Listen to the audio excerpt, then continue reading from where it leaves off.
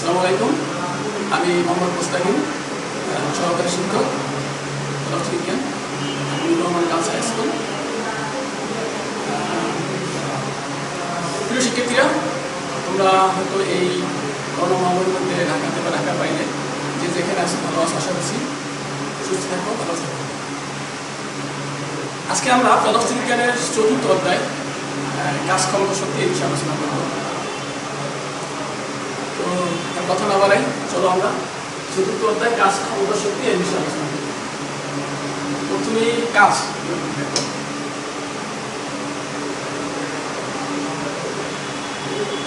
আসলে আমরা দৈনন্দিন জীবনে কাজ বলতে বুঝাই কোনো কিছু করা, কিন্তু পদার্থবিজ্ঞানে কাজ বলতে বল এবং বস্তুর উপর প্রযুক্ত সরণ এ সংক্রান্ত একটা বিশেষ অবস্থাকে বোঝায়।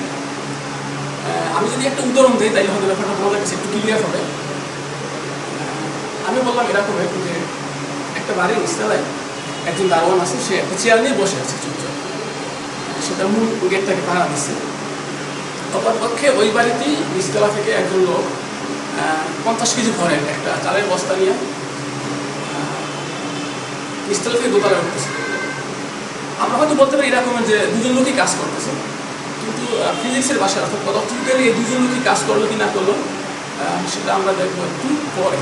তো তার আগে আমি একটু কাজের সংজ্ঞাটা লিখি।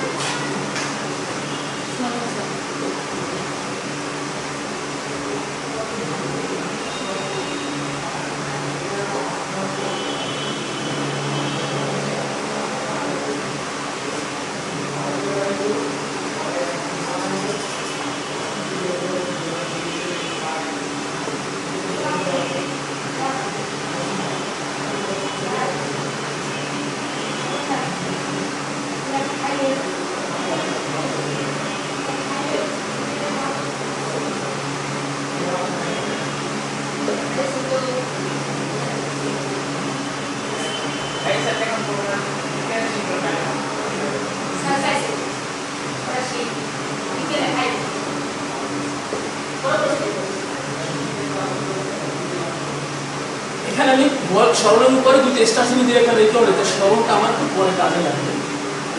স্মরণের উপরে দুটি স্টারচিহ্ন। আচ্ছা, সংজ্ঞাটা ছিল এরকম যে কোনো বস্তুর উপর বল প্রয়োগ করলে বল ও বলের অভিমুখে বস্তুর সরণের গুণফলকে কাজ বলে। তাহলে একটু আগে যে আমরা যে দুটো উদাহরণ বলছি সেখানে ছিল এরকম শর্তটা যে একটা বাড়ির নিচতলায় একজন দারোয়ান চেয়ার নিয়ে চুপচাপ বসে আছে, তো সে তার মূল গেটকে পাড়া দিচ্ছে। অপরপক্ষে একজন লোক নিচতলা থেকে একটা 50 কেজি ভরে চালের বস্তা নিয়ে নিচতলা থেকে দোতলায় উঠছে। তো এখানে আমরা কিন্তু আমাদের বাহ্যিক দৃষ্টিতে দুটোতেই কাজ বলবো এরকমই যে দারোয়ান সে চুপচাপ বসে থাকলো, সে কাজ করতেছে, তার যে দায়িত্ব সেটা সে পালন করতেছে। অপরপক্ষে একটা লোক নিচতলা থেকে সেটা চালের বস্তা নিয়ে দোতলায় উঠতেছে, সেও তার কাজ করতেছে। কিন্তু ফিজিক্সের ভাষা এখানে ছিল এরকমই, বস্তুর উপরে বল প্রয়োগ করলে বল এবং বলের অভিমুখে, তার মানে আমরা যদি কোনো একটা বস্তুর উপর বল প্রয়োগ করতে সেই বলটার অভিমুখে মানে সামনের দিকে বস্তুর সরণ হতে হবে, এবং তাহলে এই বল এবং সরণের গুণফলকে বলবো আমরা কাজ। এক্ষেত্রে কিন্তু নিচতলায় যে দারোয়ান বসাচ্ছে সে কিন্তু তার কিন্তু কোনো সরণ ঘটেনি। তো সেক্ষেত্রে তাহলে সে যে গেটে বসা সেটাকে আমরা কাজ বলতে পারবো? নিশ্চয়ই নয়। অপরপক্ষে একটা লোক যে চালের বস্তা নিয়ে নিচতলা থেকে দোতলায় উঠছে, নিশ্চয়ই সে বস্তার উপর বল প্রয়োগ করছে এবং নিচতলা থেকে দোতলায় উঠছে, তার অবস্থান পরিবর্তন করছে, তো তাকে আমরা কাজ বলতে পারি। তাহলে এখন আমরা অনেক ক্ষেত্রে বলি যে বস্তুর উপরে বল প্রয়োগ করলে বস্তুর সরণ ঘটে। এবার প্রশ্নটা তাহলে বল বলতে কী বোঝায়? আমরা কিন্তু ৩য় অধ্যায় অর্থাৎ এই পদার্থবিজ্ঞানের ৩য় অধ্যায় আমরা কিন্তু এভাবে বারবার পড়ছি যে বস্তুর উপরে বাইরে থেকে যা প্রয়োগ করলে বস্তুর অবস্থানের পরিবর্তন করে তাকেই বল বলে। আমরা বারবার এবার বলি যে বস্তুর উপর বাহির থেকে যা প্রয়োগ করলে বস্তুর উপর বাহির থেকে যা প্রয়োগ করলে বস্তুর অবস্থানের পরিবর্তন করে তাকেই বল বলে। তাহলে হোয়াট ইজ ফোর্স? ফোর্স মানে বলটা কি? Force is nothing but is one kind of push or confliction or press. অর্থাৎ বল এক ধরনের ধাক্কা অথবা সংঘর্ষ অথবা চাপ ছাড়া কিছুই না। সো আমরা বলতেই পারি বল এক ধরনের ধাক্কা। এবার দেখি তাইলে কাজ কি, কাজের আমরা একটু শুনে দেখি কাজ।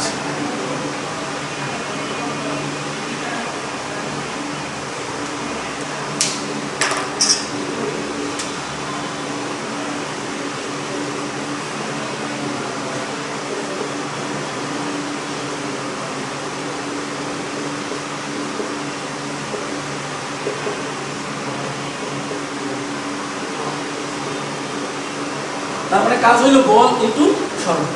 এবার আমি এখানে এক্সট্রা চিহ্ন দিয়েছি সরলরৈখিক, সেই একটু দেখি তো এরকম। তাহলে আমরা একটা চিত্র দেখি, চিত্রটা অনুযায়ী দেখি যে বস্তুর উপর বল এবং সরণের গুণফলকে যদি কাজ বলা হয়, তাহলে এবার আমরা একটা চিত্র দেখি একটু। এই ক্ষেত্রে চিত্রটা দেখবো বল ইকুয়াল টু কাজ ইকুয়াল টু বল ইনটু সরণ। এক্ষেত্রে আমরা দেখি চিত্রটা ছিল এরকমের। যদি মনে করি আমরা এখানে একটা বস্তু আছে, এই বস্তুর উপর একটা এফ মানের জন্য বল আমরা করলাম, ধরি আমরা এটা 5 নিউটন ছিল, 5 নিউটন বল প্রয়োগ করার ফলে বস্তুটি সরণ হওয়ার কথা ছিল সামনের দিকে, অর্থাৎ অভিমুখ বলতে সামনের দিকে বুঝাচ্ছে, তাহলে সামনের দিকেই সরণ হওয়ার কথা ছিল, এদিকে হওয়ার কথা ছিল। ধরে নিই এটাকে আমরা যে সরণ হয়তো এরকমের হওয়ার কথা, এস সমান সমান 2 মিটার এরকমের হওয়ার কথা। হ্যাঁ 2 মিনিট হলো। তাহলে সেক্ষেত্রে দেখি কি পরিমাণ কাজ সম্পন্ন করা হয়েছে। 5 ইনটু 2 এখন সমান 5 × 10 কাজের একক জুল, সুতরাং এত জুল কাজ সম্পন্ন করা হয়েছে। এবার আমার সংখ্যার ভিতরে একটু এক্সট্রা চিহ্ন দেওয়া ছিল সরণের পরে, যদি ব্যাপারটা এরকম ঘটে দেখি একটু পরে এবার কি হয়।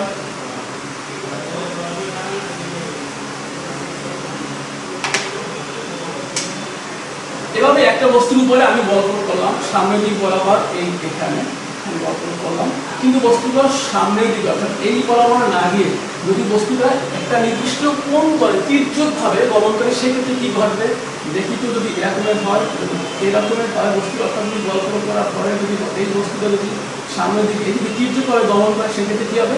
কিন্তু আবার কিন্তু এই বস্তুটা বল প্রয়োগ করার ফলে সামনের দিকে এই বরাবর যাওয়ার কথা ছিল, এদিকে যাওয়ার কথা ছিল, কিন্তু বস্তুটা তির্যকভাবে গেছে।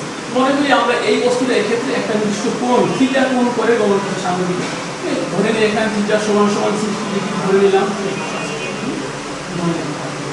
এটা হইলো যদি আমরা এখন এই যে তির্যক করে গমন করছি এটাকে যদি আমরা অতিভুজ বলি, এক্ষেত্রে এখানে একটা আমরা লম্ব এঁকে দিলাম এবং এই যে বরাবর যাওয়ার কথা ছিল ধরে নেই এটা আমরা ভূমি থেকে আমরা এখন এক্স ধরে নেই এবং বস্তু যে বরাবর গমন করছে সেটা এস সরণ সমান সমান 5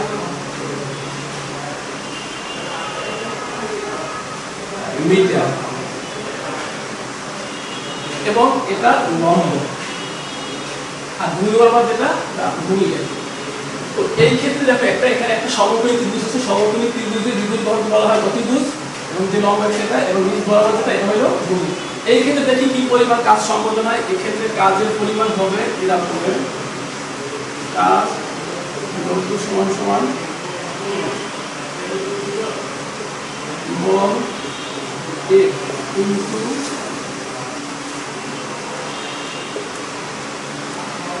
সরণের উপ অংশ।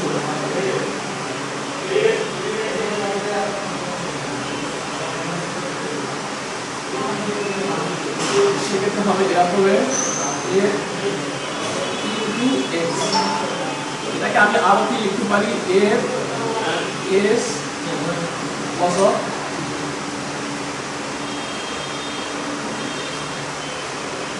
বস্তু সামনের দিকে গমন করার কথা ছিল, কিন্তু বস্তু এখানে নির্দিষ্ট কোণ করে তির্যকভাবে গমন করছে। এক্ষেত্রে কাজ সমান সমান এফ ইনটু এক্স, অথবা এটাও লেখা যায় কাজ সমান সমান এফ কস থিটা। এবার দেখি আমরা কস থিটার মানটা বের করি এখান থেকে। কস অফ থিটা ভূমি বাই অতিভুজ, আমরা একটু চিহ্নিত করে এগুলো বিন্দুগুলো এ বি সি। তাহলে এক্ষেত্রে কস থিটা সমান সমান ভূমি বাই অতিভুজ এ বি, ভূমি এ বি অতিভুজ AC cos of theta theta বলে আমি ধরে নিচ্ছি 60 ডিগ্রি, cos of 60 ডিগ্রি সমান সমান ভূমি x অতিভুজ আমরা এখানে পেয়েছি 5, cos 60 এর মান হাফ সমান সমান x বাই 5, x সমান সমান 5, x এর মান 5 বাই 2 সমান সমান 2.5। তার মানে এক্ষেত্রে বস্তুর সরণের উপ অংশ x সমান সমান 5। এটা থেকে আমরা এখন মানটা বের করি, কাজ সমান সমান f ইনটু x। এটার মান আমরা ধরে নিই 5 নিউটন বল প্রয়োগ করলাম এখানে, 5 ইনটু x পেয়েছি আমরা 2.5 এখন জুল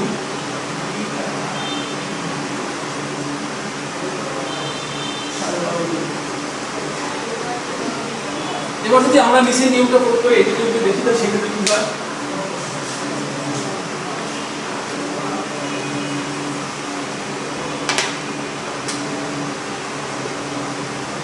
f কত 5 নিউটন ইনটু s ওখানে ছিল 5 into cos of theta cos of 60 degree into 5 into 5 into cos 61 ছিল হাফ, এটা গুণ করলে হয়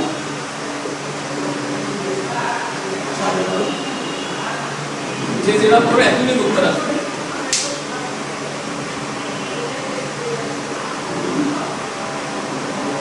এবার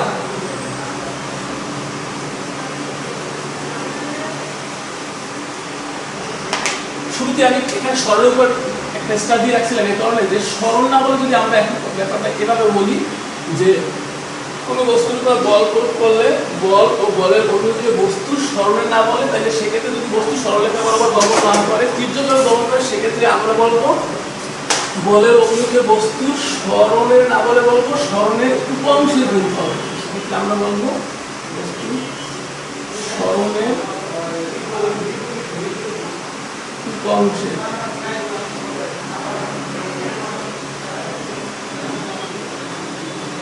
গুণফলকে কাজ। এবার দেখি কাজের একক, কাজের একক জুল, কাজের একক জুল। এবার আমরা দেখো কাজের মাত্রা সমীকরণ।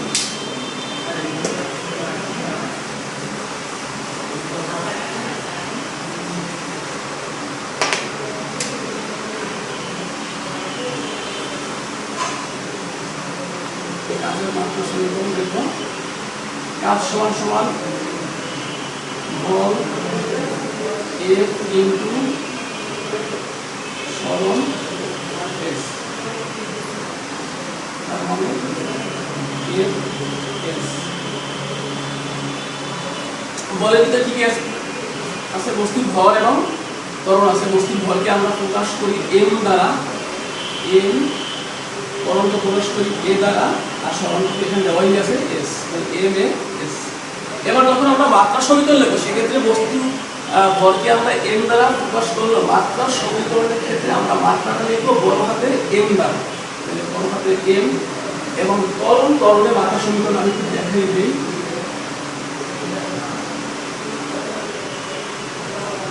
l t to the power -2 l t to the power -2 কিন্তু সরণকে আমরা এখানে মাত্রা হিসেবে যখন প্রকাশ করব তখন প্রকাশ করব বড় হাতে m দ্বারা।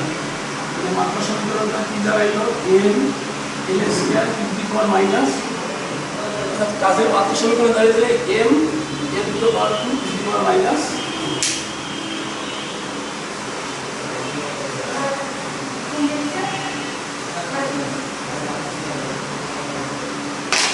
এবারে আমরা কাজের ভিতর দেখবো যে কাজের ধনাত্মক কাজ এবং ঋণাত্মক কাজ, এই দুটো কাজকে আমরা দেখবো কিভাবে ধনাত্মক কাজ এবং ঋণাত্মক কাজ হয়। এরকম ব্যাপারটা যদি এরকম হয় বস্তুর উপর বল প্রয়োগ করার ফলে যদি বস্তু সামনের দিকে গমন করে, অর্থাৎ আমি বস্তুর উপর যেভাবে বল প্রয়োগ করলাম বস্তু ঠিক তার সামনের দিকেই গমন করছে, সেক্ষেত্রে বস্তুর উপরে যে কাজটা সম্পাদিত হলো সেই কাজটা হলো ধনাত্মক কাজ। ব্যাপারটা এরকমের যে আমি আমার এখানে একটা ডাস্টার আছে, আমি ডাস্টারের মার্কারটাই বলি, মার্কারটা আছে, মার্কারটার উপর আমি বল প্রয়োগ করলাম, বল প্রয়োগ করে মার্কারটা সরণ করলো, অর্থাৎ সামনের দিকে আমি বল দিক বরাবর প্রয়োগ করছি, বস্তুটা সামনের দিকেই গমন করছে, এক্ষেত্রে বস্তু অর্থাৎ এই মার্কারটা সম্পাদিত কাজের পরিমাণ হবে ধনাত্মক কাজ। কিন্তু ব্যাপারটা যদি এরকমের হয় যে বস্তুর উপর বল প্রয়োগ করার ফলে বস্তুর সরণ যদি সম্মুখ বরাবর না হয় তার বিপরীত বরাবর হয়, সেক্ষেত্রে কী ধরনের কাজটা হবে, সেক্ষেত্রে কাজটা হবে ঋণাত্মক কাজ, অর্থাৎ বলের বিরুদ্ধে কাজ। ব্যাপারটা একটা উদাহরণ দিয়ে তাহলে মনে একটু ক্লিয়ার হবে এরকমের যে তোমরা সবাই শিক্ষার্থীরা প্রত্যেকেই হয়তো ক্রিকেট খেলো, তো ক্রিকেটের বলটা আমরা যদি ব্যাপারটা এরকম ক্রিকেটের বলটা যদি আমি হাতে নেই নিয়ে যদি নিচের দিকে অর্থাৎ ভূপৃষ্ঠ বরাবর আমি খুব সজোরে আঘাত করি, সেক্ষেত্রে আমি বলটার উপরে বল প্রয়োগ করলাম ভূমি বরাবর অর্থাৎ নিচের দিকে প্রয়োগ করলাম, কিন্তু বলটা ভূমিতে আঘাত করে কিন্তু আবার উপরের দিকে ফিরে আসবে, অর্থাৎ আমার দিকে ফিরে আসবে। সেক্ষেত্রে আমি বল প্রয়োগ করলাম ভূপৃষ্ঠ বরাবর, কিন্তু এক্ষেত্রে বস্তুর সরণ ভূপৃষ্ঠ বরাবর না হয় আবার আমার দিকে ফিরে আসছে, তাহলে এক্ষেত্রে বস্তু দ্বারা যে পরিমাণ কাজ সম্পন্ন করবো সেটা হলো ঋণাত্মক কাজ।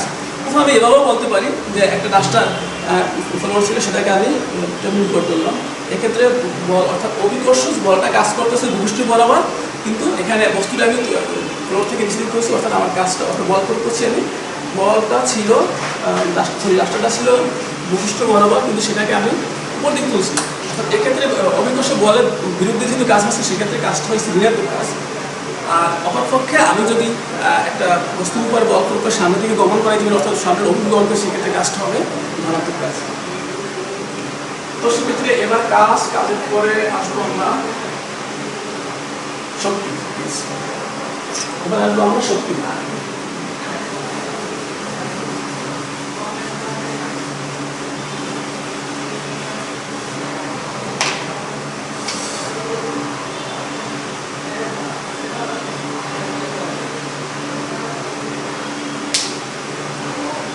আবার আগের মতো দৈনন্দিন জীবনে আমরা শক্তি বলতে বুঝে কারোর শরীরে হয়তো শক্তি থাকলে বা তাকে দেখতে কাজ করা উপযুক্ত মনে হলে আমরা মনে করতে পারি যে তার যথেষ্ট পরিমাণ শক্তি আছে। কিন্তু ফিজিক্সের ভাষায় শক্তি বলতে একটু ব্যক্তিগত হয়ে এরকম যে কাজ করার সামর্থ্য শক্তি পারে। কেউ যদি কাজ করতে পারে এবং কাজ করার মতো সামর্থ্য হবে, তবেই তাকে আমরা শক্তি বলবো। সংজ্ঞাটাকে আমি লিখে দিই এখানে, কাজ করার সামর্থ্য, কাজ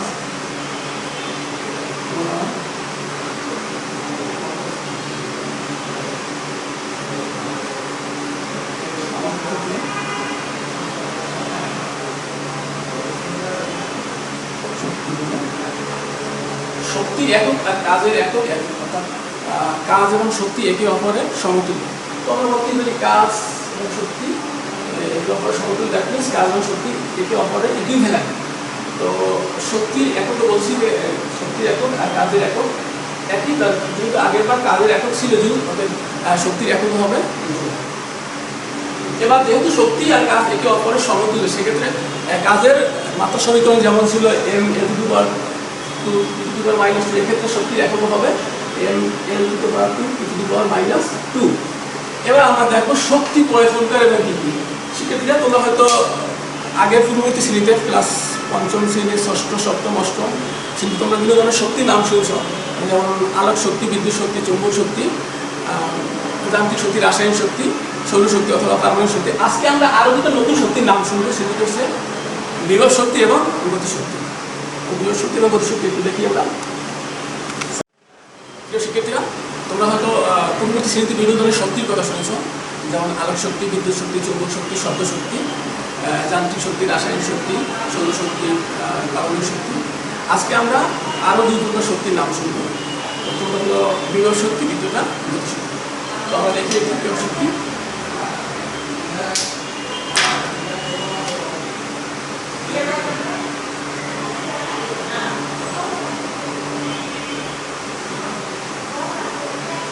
বিভব শক্তি এটাকে আমরা প্রকাশ করবো ই লেখা, একটু লিখে এখানে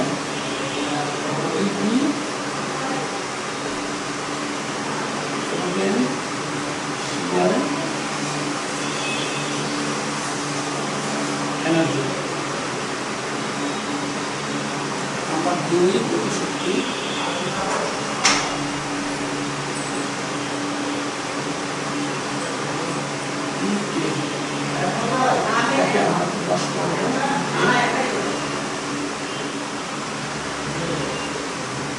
কাইনেটিক এনার্জি।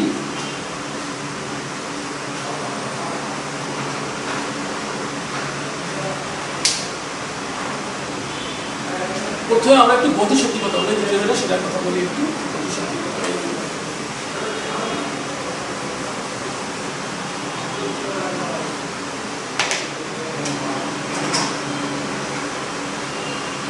তোমরা একটা গতিশীল বস্তু তার গতির জন্য যে কাজ করে তাকে গতিশক্তি বলে। কিরকম ব্যাপারটা? গতিশীল বস্তু অর্থাৎ কোনো একটা বস্তু রানিং অবস্থা আছে, তার এই রানিং অবস্থা থাকার জন্য যে কাজ করে, অথবা এই রানিং অবস্থা থাকার সামর্থ্য লাভের জন্য যে পরিমাণ কাজ করে, তাকে বলা হয় তার গতিশক্তি। সকালে একটু আমরা লিখে নেই গতিশক্তি একটা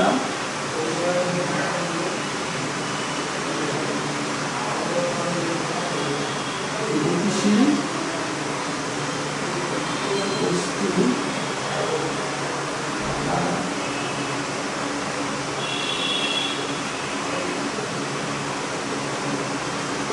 গতির জন্য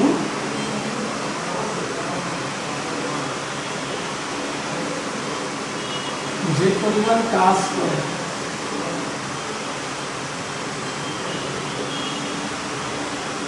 থাকে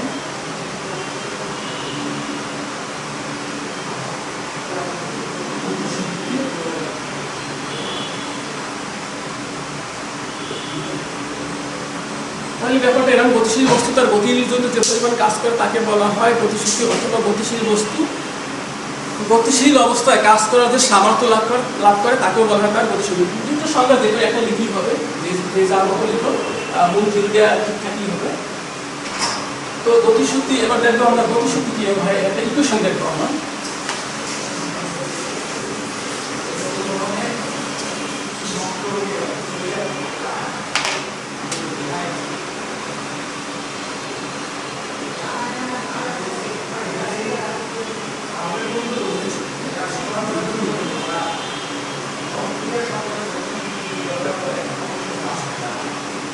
আমরা কিন্তু সংজ্ঞা এবার বলছি যে গতিশীল বস্তুটা গতির জন্য যে পরিমাণ কাজ করে তাকে বলা হয় গতিশক্তি।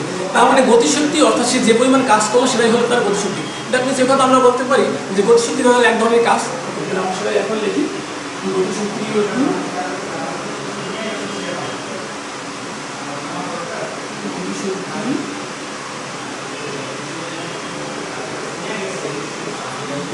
সমান বস্তু দ্বারা কিন্তু কাজ আগে আমরা করছি বল ইনটু সরণ, তার মানে a ইনটু s সমান সমান a s। এখানে বল ইনটু s অর্থাৎ গতিশক্তি সমান m a s। কিন্তু আমরা গতির দ্বিতীয় অধ্যায় শিখছি যে বস্তু যখন স্থির অবস্থান থেকে কোনো বস্তু চলা শুরু করে সেক্ষেত্রে তার বেগের কী ধরনের হয়, বেগের কী ধরনের পরিবর্তন সেক্ষেত্রে একটু আমরা জানি এভাবে যে g² সমান q² প্লাস 2a। যেহেতু বস্তু স্থির অবস্থান থেকে গতিশীল অবস্থা চলা শুরু করেছে সেক্ষেত্রে বস্তুর আদি বেগ অর্থাৎ q সমান সমান 0। তাহলে আমরা লিখতে পারি এভাবে g² সমান 0² প্লাস 2as। তাহলে g² সমান 2as বা এক্ষেত্রে as সমান g²/2। এখন আমরা এখানে মানটা বসাই দেই m ইনটু d²/2। তো লেখা যায় এভাবে m ds। তাহলে আমরা দেখলাম বস্তুর গতিশক্তি সমান সমান কত এবার m d²/2 এটাকে r ইনটু লিখি হাফ m ds।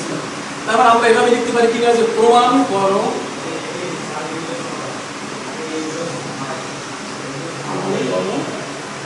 গতিশক্তি E কে সমান সমান হাফ m।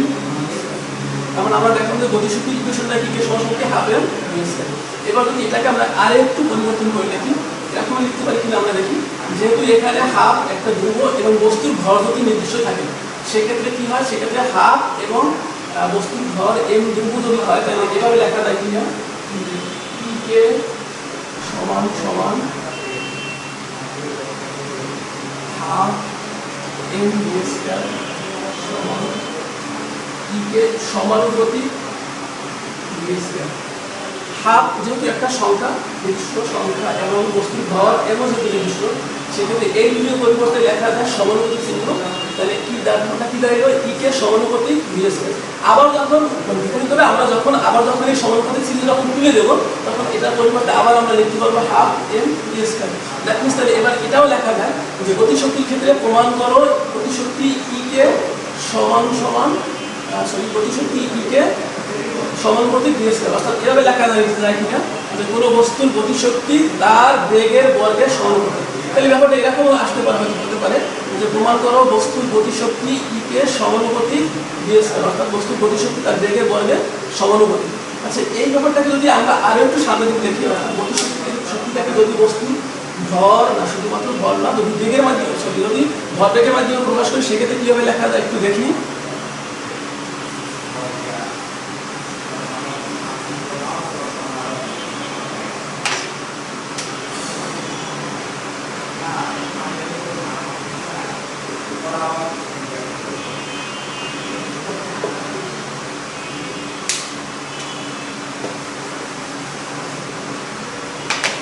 আমাদের বস্তুর ভর এবং বেগের গুণফলকে বলা হয় ভর বেগ। That means momentum.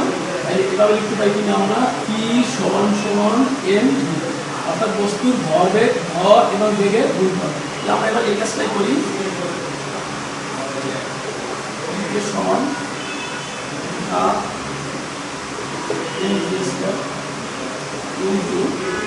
লব এবং ভরকে আমরা উভয়কে m দ্বারা গুণ করি।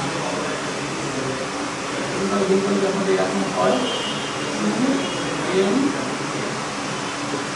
স্কয়ার v স্কয়ার, এভাবে লেখা হয় m v স্কয়ার m এটাকে লেখা হয় তার মানে বস্তুর গতিশক্তিকে ভরবেগের মাধ্যমে প্রকাশ করলে সেক্ষেত্রে ইকুয়েশন দ্বারা এইভাবে E কে সমান সমান p স্কয়ার বাই q। তাহলে আমরা গতিশক্তির এক্ষেত্রে তিনটা ইকুয়েশন পেলাম, তিনটা ইকুয়েশন তিনটা হলো এভাবে।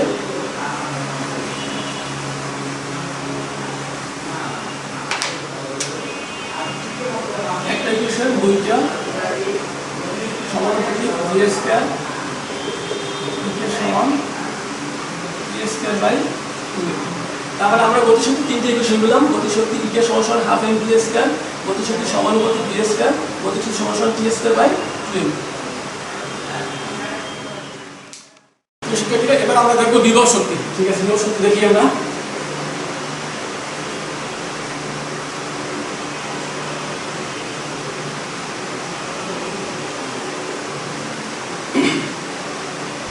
বিভব শক্তির সংজ্ঞাটা একটু বলি। বস্তু এক অবস্থান থেকে অন্য অবস্থানে আসলে কাজ করাতে সামর্থ্য লাভ করে তাকে বলা হয় তার বিভব শক্তি। সংজ্ঞাটা একটু আগে লিখে দিই, তারপরে বিভব শক্তি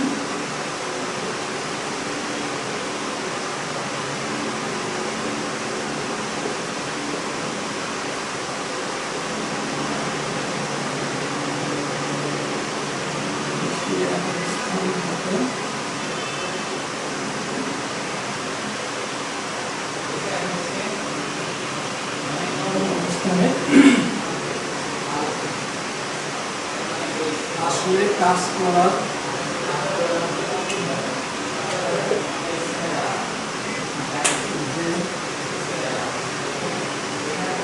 সামর্থ্য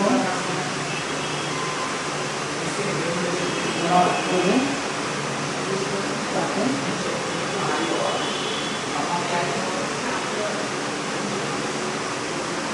বিভব শক্তি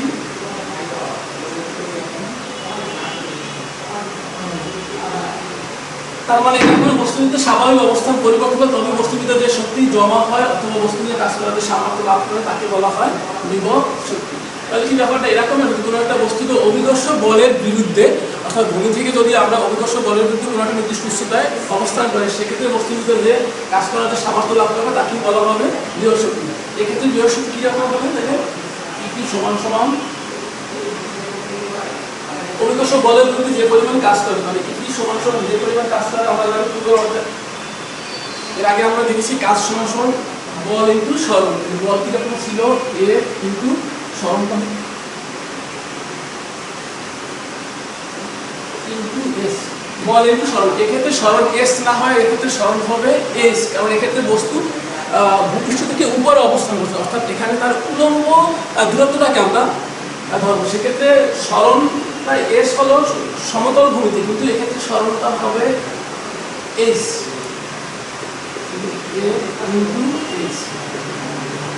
আবার যেহেতু অভিকর্ষ বলের বিরুদ্ধে কাজ করতেছে সেক্ষেত্রে এখানে বলটা হবে এম ইনটু সরণ জি এর পরিবর্তে এখানে এর পরিবর্তে হবে জি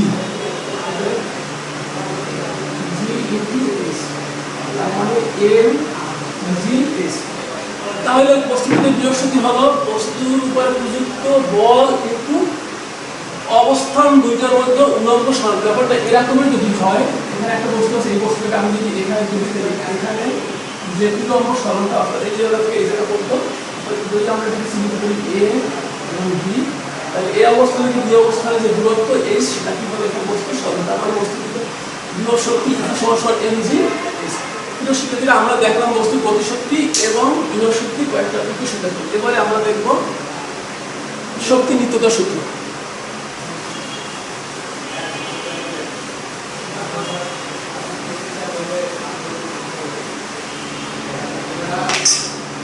আমরা প্রাণী মহাবিশ্বে শক্তির পরিমাণ নির্দিষ্ট এবং অপরিবর্তিত, অর্থাৎ শক্তির কোনো ধ্বংস নাই, সৃষ্টি নেই।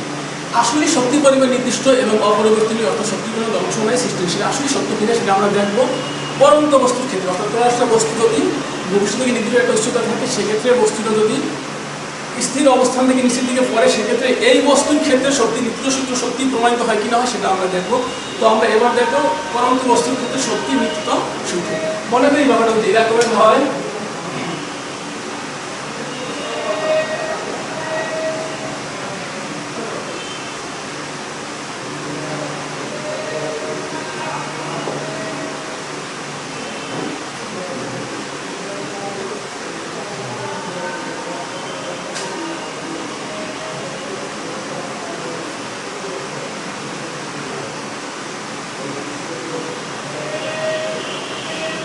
একটা বস্তু এ অবস্থান আছে, এই অবস্থান থেকে বস্তুটাকে অভিকর্ষ বলের বিরুদ্ধে সি অবস্থান করবে। এক্ষেত্রে এই বস্তুটিতে সমস্ত শক্তি জমা থাকবে, যেটা অর্থাৎ গতিশক্তি এবং বিভব শক্তির সমষ্টি এখানে মোট শক্তি হিসেবে জমা থাকবে। তো আমরা দেখবো এই সি অবস্থান, বি অবস্থান এবং এ অবস্থানের দুটো শক্তি যোগফল সর্বদা সমান থাকে কি না। তো দেখি সি অবস্থানে বস্তুর ভিতরে কি পরিমাণ শক্তি আছে। তো সি অবস্থানের ক্ষেত্রে অবস্থানের জন্য মোট শক্তি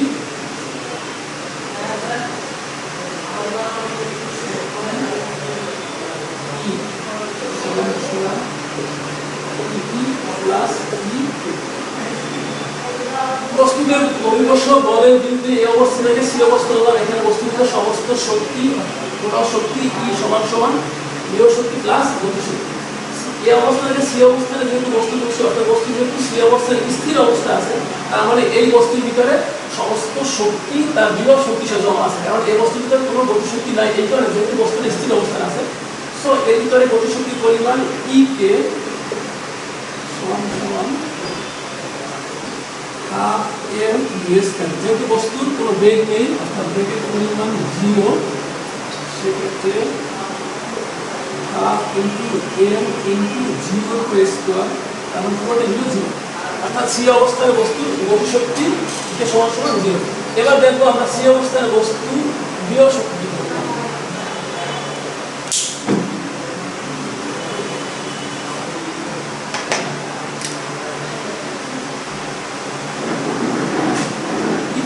আমরা পূর্বে দেখেছি ইটি সমান এম জি এইচ। এখানে বস্তু এর বস্তুর ভর জি অভিকর্ষ ত্বরণ এবং এইচ হলো উলম্ব দূরত্ব। বস্তুর ভিতরে মোট বিভব শক্তি ইটি সমান এম জি এইচ।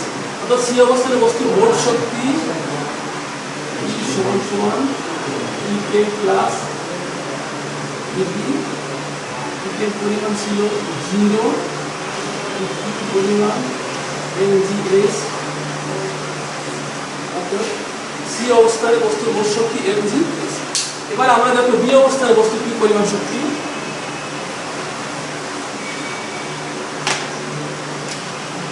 বস্তু স্থির অবস্থান থেকে যখন করা শুরু করে, তখন বি অবস্থায় আসার পরে বস্তুর ভিতরে দুটো শক্তি থাকবে। একদিকে তার বিভব শক্তি থাকবে, যেহেতু এটা ভূমি থেকে নির্দিষ্ট একটা বস্তুতে অবস্থিত, যেহেতু তার বিভব শক্তি থাকবে। আবার কিন্তু সি অবস্থান থেকে নিচের দিকে করতেছে, অর্থাৎ তার ভিতরে একটা গতিশক্তি থাকবে। দেখি এবার এর ভিতরে গতিশক্তি দেখি পরিমাণ। তারপরে বি অবস্থানে বস্তুর গতিশক্তি পরিমাণটা দেখি আমরা। বি অবস্থানে বস্তু এখানে বি অবস্থায় বস্তু গতিশক্তি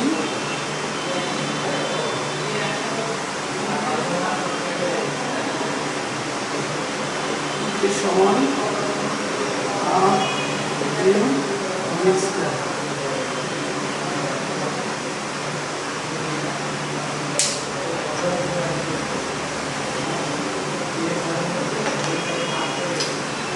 আমরা দেখেছি বি স্কয়ার সমান u square plus 2 g H.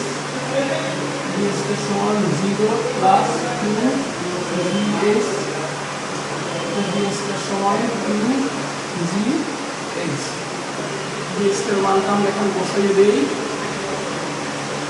M into v square 1 2 g h, এটা কাটা যায় থাকে এম জি এইচ।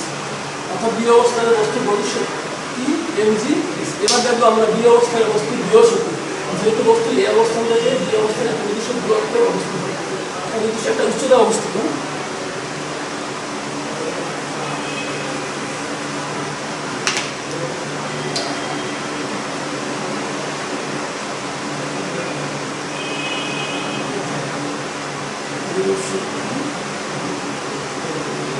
সমান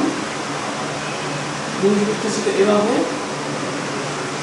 mgh, কিন্তু এখানে এই উচ্চতা বলতে বোঝানো হয়েছে এখানে, সেক্ষেত্রে এখানে জি এর পরিবর্তন হবে এভাবে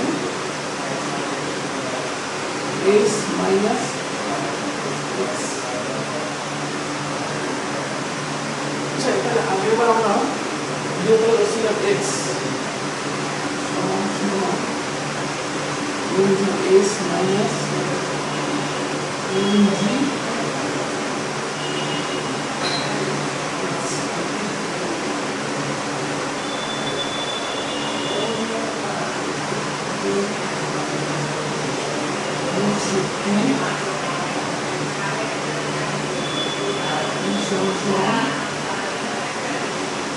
প্লাস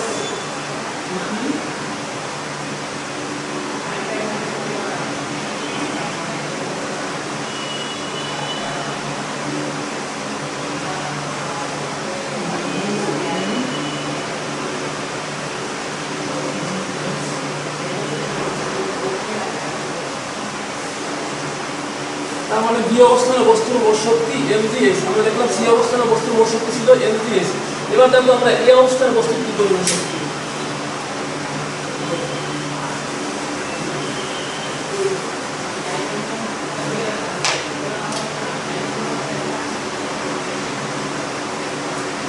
বস্তু যেহেতু স্থির অবস্থান, সি অবস্থান থেকে একটা নির্দিষ্ট বেগে এই অবস্থানে চলে আসতেছে, সেক্ষেত্রে বস্তু যখন এই অবস্থা লাগবে, এক্ষেত্রে তার বিভব শক্তি বলতে আর বেশি থাকবে না, যেহেতু বস্তু তার ভূপৃষ্ঠ অর্থাৎ এই অবস্থা লাগবে, সেক্ষেত্রে তার বিভব শক্তির পরিমাণ হবে সমান সমান mg, যেহেতু এইচ এর পরিমাণ অর্থাৎ উচ্চতার পরিমাণ 0, সেক্ষেত্রে তার বিভব শক্তি হবে 0। এবার দেখো এই বস্তুর এই অবস্থানে গতিশক্তির পরিমাণ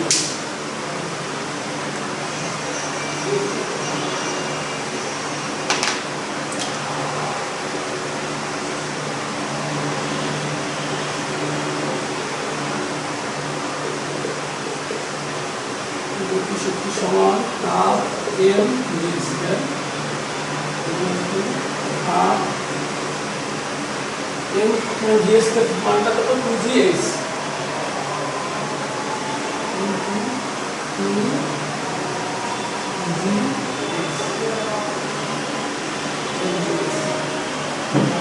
অর্থাৎ এই অবস্থানে বস্তুর মোট শক্তি সমান সমান প্লাস এর পরিমাণ 0, এর পরিমাণ mgh। তাহলে আমরা দেখলাম কোনো একটা গতিশীল বস্তুর ক্ষেত্রে শক্তি নীতিগত সূত্র পুরোপুরিভাবে মেনে চলে।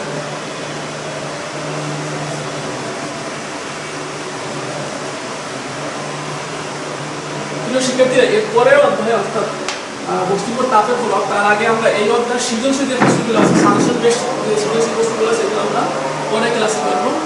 তো তোমরা যেখানে থাকো ভালো থাকো, সুস্থ থাকো। তারপর বলবো you can connect with our school based YouTube channel Aminur Rahman Girls High School and New Police Public School. If you have any kinds of problem such as theoretical, mathematical problem, MCQ type, any question, you can connect with our school authority. So dear student, us more and more online class such as video, and in this your subject was knowledge. তো যেহেতু দেশে একটা মহামারী অতিক্রম করতেছে, সবাই যে যার অবস্থায় আছে ভালো থাকো, নিরাপদ থাকো, নিজে পরিষ্কার পরিচ্ছন্ন থাকো, সবাইকে থাকতে উদ্বুদ্ধ করো, নিজে ভালো থাকো, সবাইকে ভালো রাখো। আর সবশেষে একটা কথাই বলবো, যে বিশ্ব স্বাস্থ্য সংস্থা বা বাংলাদেশ সরকারের স্লোগান যে stay home and stay safe. By.